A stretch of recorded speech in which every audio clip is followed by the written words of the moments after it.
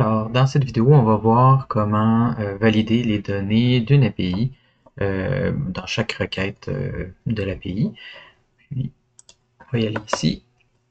Donc, dans cette vidéo, on voit qu'on reçoit des informations dans rec.query, on a l'ordre, la direction, la limite, le départ.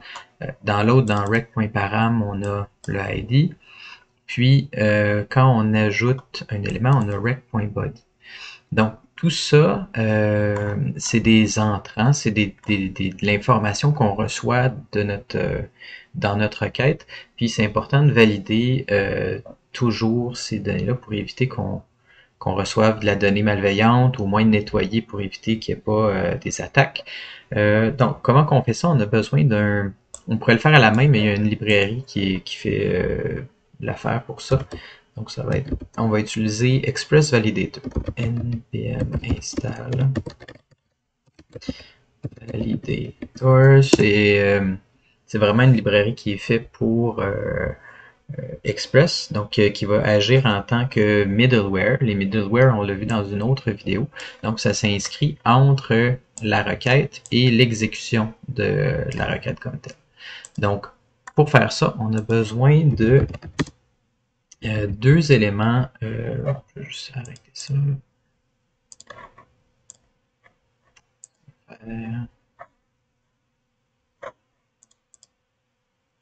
Clic.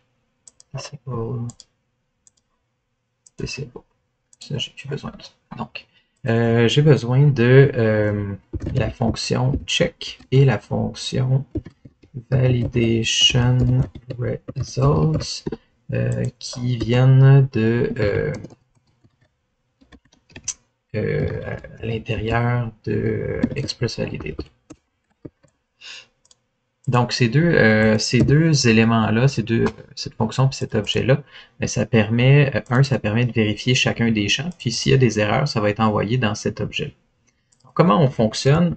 On va utiliser un tableau qu'on va vraiment mettre un petit peu entre la route et la requête. Puis, on peut faire un retour, comme ça c'est plus facile.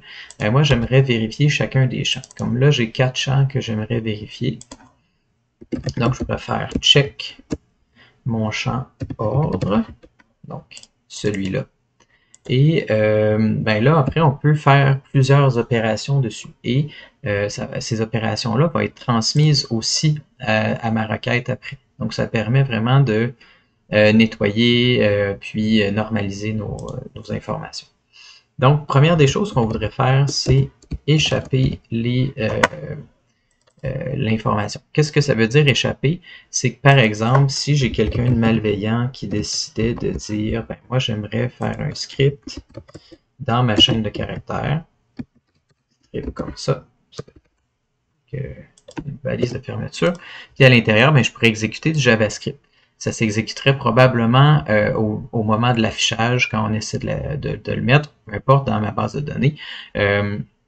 Donc, pour éviter ça, ben, Escape, qu'est-ce que ça fait? Ça vient remplacer tous les chevrons par leur caractère, leur caractère HTML, leur entité HTML, et que ça ressemblerait à plus à less than, quelque chose à ça. Donc, la balise comme telle ne fonctionnerait plus. Ici, ça ressemblerait à greater than, comme ça. Ça fait que la chaîne ne sera pas belle, mais ça va quand même éviter d'exécuter du code malveillant. Ensuite, l'autre chose qu'on aimerait avoir, c'est s'assurer qu'il n'y ait pas de chaîne vide, d'espace vide à l'intérieur de l'information qu'on a reçue. Fait que, par exemple, si on a des espaces qui auraient été ajoutés par erreur quand on tape avec la barre d'espacement, ben, c'est pas vraiment vide, mais on aurait l'impression que oui. Donc, on enlève ces espaces vides-là. Et ensuite, on veut valider l'information. Dans le cas de ordre, ben moi, je voudrais vérifier is string. Puis, j'aimerais vérifier la longueur. Est-ce que j'ai le droit de pas le fournir?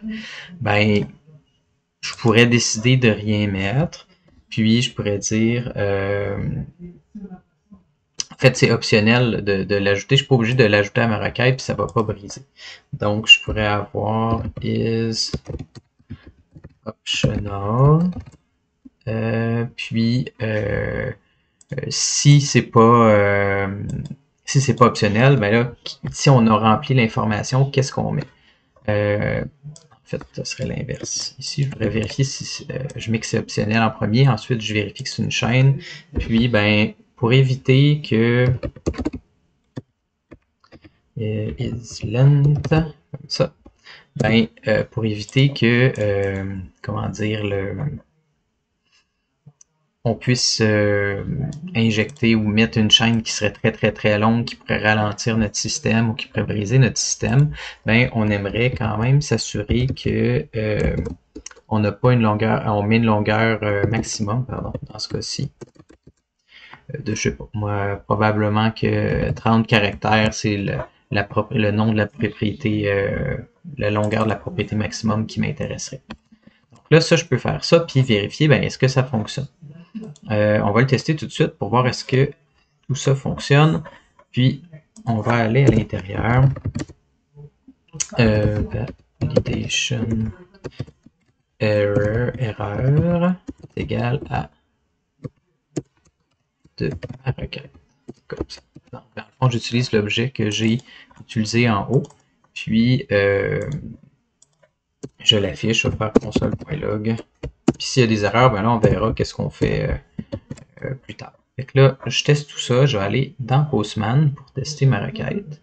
En fait, je vais démarrer mon serveur en premier. npm run dev.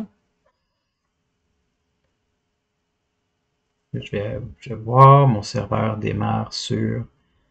Ce sera pas long. Puis, j'ai fait une petite erreur. Qu'est-ce que j'ai fait? Is optional, je pense que c'est juste optional. J'ai fait une erreur, ce n'est pas is. Puis, je vais vérifier, là, ça marche. Parfait. Fait que sur le port 3001. Fait que dans le fond, ce que je dis, c'est vérifie ordre, enlève les caractères dangereux, enlève les espaces vides. Ça se peut qu'on ne l'ait pas mis. Ouais, ça, dans ce cas-là, ça serait c'est correct aussi. Puis, si on le met, est-ce que c'est une chaîne? Puis, est-ce que la longueur est plus petite que 30? Alors, on essaye ça. Je vais ouvrir Postman. Je vais aller dans Film. Puis là, je vais dire ordre, année. Puis normalement, tout devrait fonctionner. Oh, qu'est-ce que j'ai fait? Validation result, parce que je fais des niaiseries, puis je mets des S alors qu'on n'a pas besoin. Validation result. Là, normalement, je vais avoir ma route qui va mes films qui vont s'afficher correctement. Qu'est-ce que j'ai fait encore?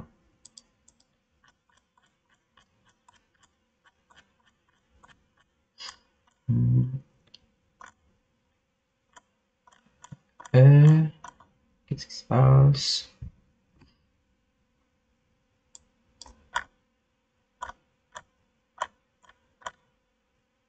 Je vais mettre sur pause, je vous reviens dans quelques secondes. Alors ma requête fonctionne, j'avais juste pas mis la bonne clé pour ma base de données dans le projet. J'ai dû faire une petite erreur. Fait que ça, on revient juste 30 secondes. Dans le fond, tout fonctionne, j'ai pas eu d'erreur, ça n'a pas bloqué. Puis, ce qu'on voit, si je tire ma console, on voit que j'ai mon résultat, j'ai pas d'erreur. Okay, donc, ça vient avec un tableau errors, puis s'il y en a, ben, on va pouvoir on va pouvoir faire une requête. On peut arrêter notre requête au besoin. Donc, if, comme ça, si point errors. En fait, c'est pas vrai. Ça vient aussi avec une fonction isEmpty. Donc, si c'est pas empty, donc si on met le point d'exclamation pour dire que c'est false, à ce moment-là, j'aimerais retourner res.status en disant une erreur 400 parce que la personne n'a pas rempli comme il faut la bonne information. Puis JSON, là, on va mettre un message disant mg données invalide.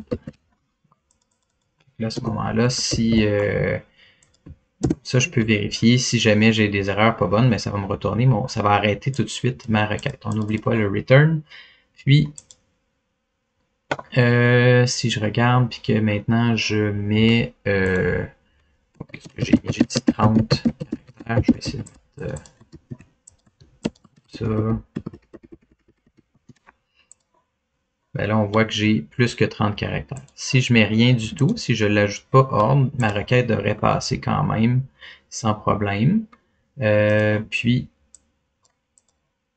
si j'arrive comme ça, puis je remets ma requête, ben là, ça... Oups. Allez. Comme ça. Puis là, ça va fonctionner. Dans les formateurs, les chaînes, les fonctions de formatage qui existent, si on va sur sur Express Validator, vous allez dans Validation Chain, puis dans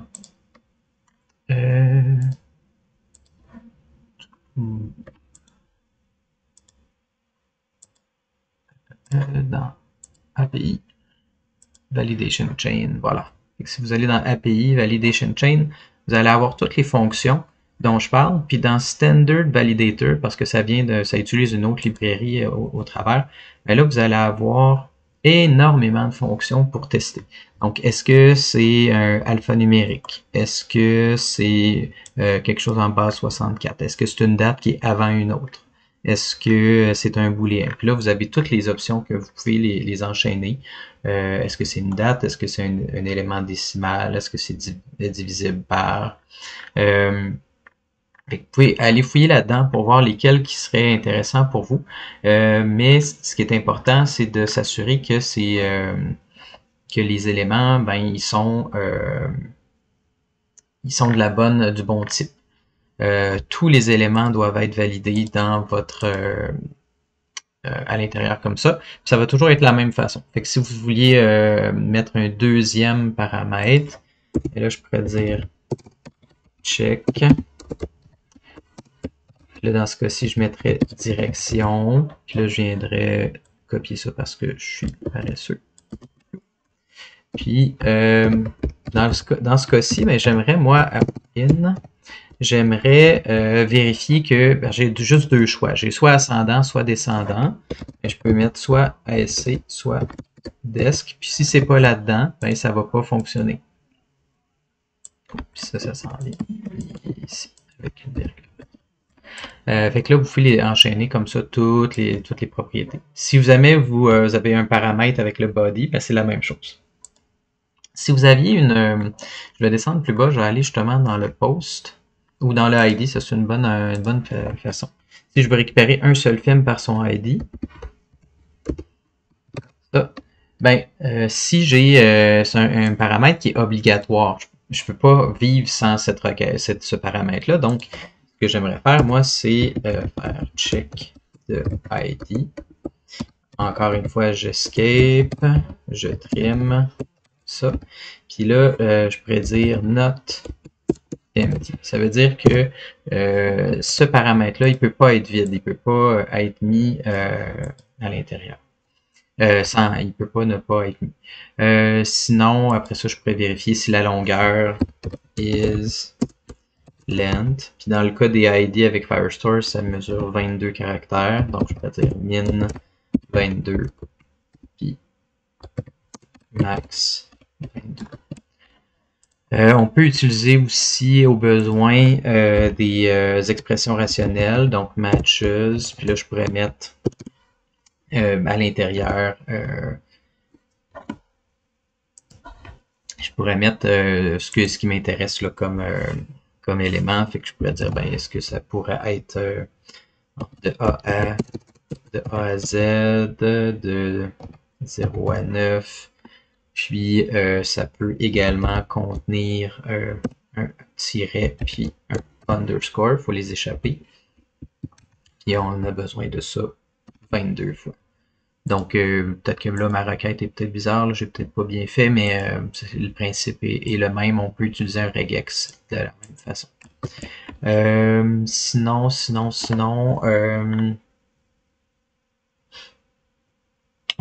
Sinon, ben on peut, quand vous allez avoir faire votre pause, ben vous devez également checker le body à toutes les fois, tous les paramètres du body. Puis si votre paramètre, par exemple, pourrait être vide, mais vous voulez absolument que le champ existe, soit ajouté à la base de données. Euh, Exemple, dans le cas de notre film, par exemple, vous n'êtes pas obligé de mettre l'année, mais vous voudrez que le champ année apparaisse quand même dans l'objet de la collection. Ben, vous pourriez dire check année, puis euh, existe. Ça voudrait dire, il peut être vide, mais on veut que le champ soit fourni quand même. Faudrait quand même l'échapper, escape, etc., etc. Fait que là, vous pouvez mettre toutes les propriétés de votre film de cette manière-là, puis on viendrait utiliser les erreurs pour retourner une erreur comme on a fait plus haut. Voilà, c'est tout.